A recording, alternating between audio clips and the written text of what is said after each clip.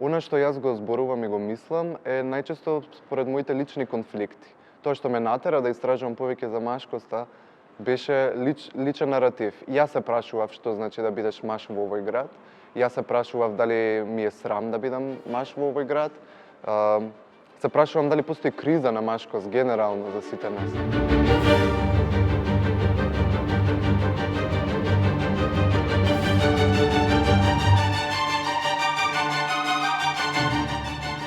Многу често се прашувам за работите што ги создавам, но исто така многу ми е битно да прашувам публиката за работите што ги создавам. Церемонијата на облакање на панталони во историјата што се случува и многу долго време сум заглавен во таа церемонија.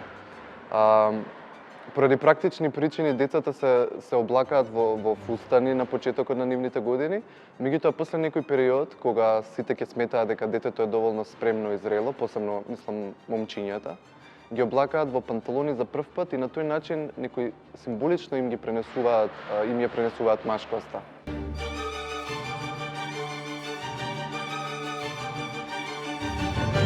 Скопје 2014 проектот го поврзувам како најголемата пропаганда на машкоста моментално.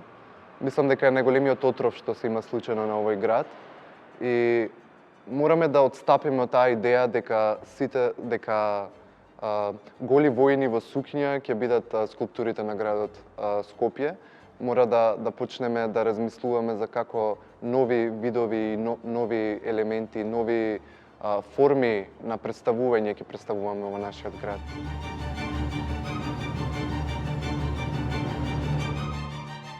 Живееме во толку бурен и силен секојдневен живот, што немаме ние многу време да ги размислиме овие есенцијални постоечки проблеми.